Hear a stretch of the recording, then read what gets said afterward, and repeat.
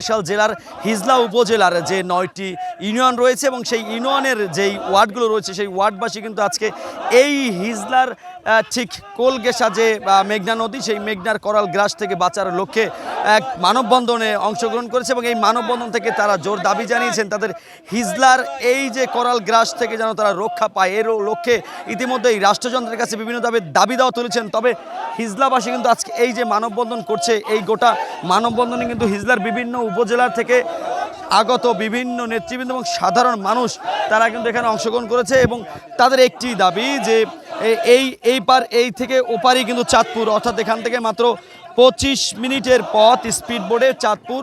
তো এই যে মূল মেঘনা নদীর করাল গ্রাস এই গ্রাসটি কিন্তু দীর্ঘ 50 বছর যাবৎ এভাবে ভাঙন কবলিত এলাকায় মানুষ বিলুপ্ত হচ্ছে এবং দিনে দিনে তাদের এখন এই মানচিত্রের যে বিষয়টি অর্থাৎ হিজলার মানচিত্র বরিশালের মানচিত্র থেকে কিন্তু হিজলার যে উপজেলা সেটি কিন্তু কমে যাচ্ছে বা ছোট হয়ে আসছে।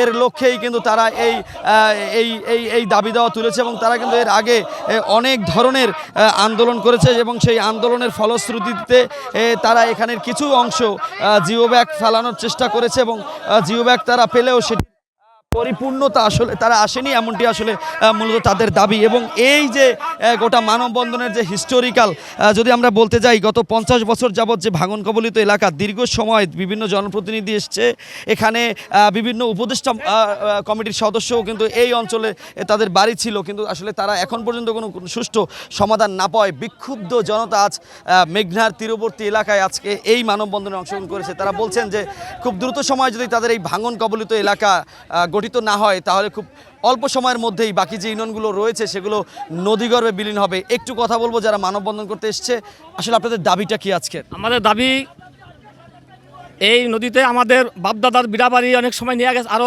3-4 বার নিয়ে গেছে। এখন আমার বাপদাদার নাই, আমরা আছি। আমাদের দাবিতে আমাদের এলাকা যাতে রক্ষা হয়। আমাদের হিজলাগর্ভ ইউনিয়নের প্রায় 52টি মৌজা, ভিতরে এখন মাত্র 13-14টি মৌজা আছে, বাকি মজুরিয়াগুলো এই মেঘনা নদীতে বিলীন হয়ে গেছে।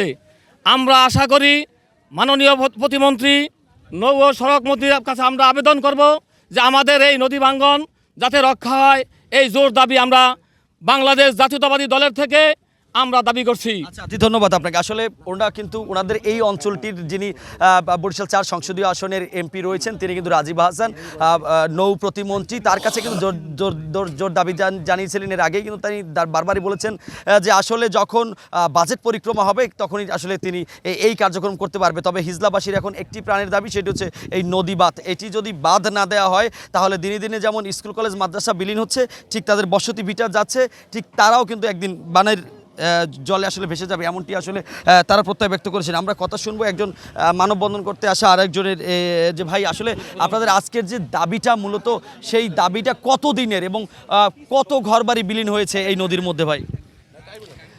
আসলে মেঘনার করাল গ্রাসের সাথে আমাদের এই জনপদের লোকজন প্রজন্ম থেকে প্রজন্ম লড়াই করে আসছে। এখানে এমন মানুষও আছে যারা 1, 2, 3, 4, 5, 7 বার নদীতে তারা নদী ভাঙনের শিকার হয়েছে, নতুন করে আবার বসতি করে আবার এই মেঘনার গ্রাসে আবার তাই সেগুলো বিলীন হয়ে যায়।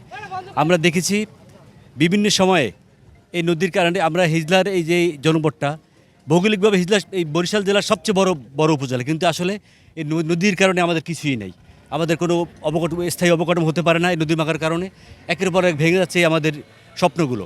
আমরা বিশ্বাস করি বর্তমান যে সরকার ক্ষমতায় আছে তারা আমাদের এই যে মাননীয় প্রধানমন্ত্রী জনাব তারেক রহমান বরিশালের সমাবেশে বলেছে যে নদী ভাঙনের ব্যাপারে তিনি পদক্ষেপ নেবেন এবং তার এর আগে আমাদের এই টাইমের আগেও যারা ক্ষমতায় ছিলাম আমরা যখন 2001 থেকে তখনও তিনি এই নদী ভাঙনের চিন্তা ভাবনা করছেন, বিভিন্ন সাক্ষাৎকারে আমরা দেখেছি। আমরা বিশ্বাস করি আমাদের প্রধানমন্ত্রী কথা রাখবেন, তিনি আমাদের হিজলা মেহেন্দিগঞ্জের এই নদী ভাঙনের হাত থেকে আমাদেরকে রক্ষা করবেন। আসলে আপনাকে ধন্যবাদ। কি বলবেন মুরব্বী, আপনি তো একদম বয়স হয়েছে, অনেক কিছু দেখেছেন, আমাদের একটু ছোট্ট করে বলেন যে নদীটা কত বছর যাবত ভাঙছে? আসলে এইটা পাকিস্তান আমল থেকেই, এটা উত্তর শাহবাজপুর, এখানে 60টি পরিবার জমিদার ছিল এক সময়। তো এই নদীর ভাঙ্গার কারণে তারা বিভিন্ন জায়গায় ছড়ায় ছিটায় চলে গেছে এবং এটা এখন প্রায় 40 থেকে 45 বছর হয়েছে, আবার কিছু জমি আবাদি হয়েছে। মূলত আপনাদের দাবিটা কি এক কথা যদি বলি? আমাদের মূলত দাবি হইল 12 তারিখে আসন্ন জাতীয় সংসদ নির্বাচন হয়েছিল, তখন আমাদের প্রতিশ্রুতি ছিল, আমরা মানুষের ঘরে ঘরে গেছি ভোটের জন্য, তখন আমরা বলেছিলাম যে আল্লাহ যদি বিএনপিকে ক্ষমতায় আনে, রাষ্ট্রীয় ক্ষমতায় আনে, আমাদের প্রধান দাবি থাকবে মাননীয় সংসদ সদস্যর কাছে, জনাব রাজীব হাসান ভাইকের কাছে দাবি থাকবে যে প্রথম যেন আমাদের এই নদীতে, মেঘনা নদীর ভাঙন থেকে, যে আমাদের দেশটাকে মানে ভাঙন থেকে যেন রক্ষা হয়। এবং আমরা প্রত্যেকটি ভোটার কাছে যাই বলছি যে আমাদের বিএনপি সরকার যদি ক্ষমতায় আসে, ইনশাল্লাহ নদী ভাঙন থেকে রক্ষা হবে। আমাদের সেই প্রতিশ্রুতি আমাদের মাননীয় এমপি। ধন্যবাদ। আসলে উনি প্রতিশ্রুতিটার বাস্তবায়ন চাচ্ছেন, বারবারই বলে যাচ্ছেন যে দীর্ঘ প্রতিকূলতার মধ্যে রাষ্ট্রযন্ত্র যে ক্ষমতা এসে সেই সরকারের কাছে তিনি দাবি জানান, এবং সেই সরকারি দলের সংসদ সদস্য কিন্তু এই এলাকার অর্থাৎ হিজলা মেহেন্দিগঞ্জ বরিশাল 4 সংসদীয় আসনে তিনি দাবি করছেন বারবারই। শুধুমাত্র এই হিজলাই কিন্তু নয়, হিজলা মেহেন্দিগঞ্জ মিলে এই যে এই মেঘনার করাল গ্রাস ধ্বংস করে দিচ্ছে এই অত্র দুইটি উপজেলা, এবং বরিশালের যে মানচিত্র থেকে এর আগে জানিয়েছিলাম এই দুটো কিন্তু মানে নিশ্চিহ্ন হয়ে যাবে এমন একটি সময় হয়তোবা এসেছে। এখন রাষ্ট্রযন্ত্র খুব যদি দ্রুত সময় ব্যবস্থা গ্রহণ না করে, তাহলে হিজলা যেমন একদিকে কমছে, অপরদিকে বরিশালের মানচিত্র ধীরে ধীরে কমে আসবে, এবং এখানের যে মানুষ তারা কিন্তু একদম অসহায়, ভিটাবাটি হারা হয়ে অন্যত্র চলে যাচ্ছে। তাদের পুনর্বাসনের জন্য সরকার কি ব্যবস্থা গ্রহণ করবে, এমনটি কিন্তু প্রশ্ন রেখেছেন এখান থেকে। এই ছিল বরিশাল থেকে আমার কাছ থেকে।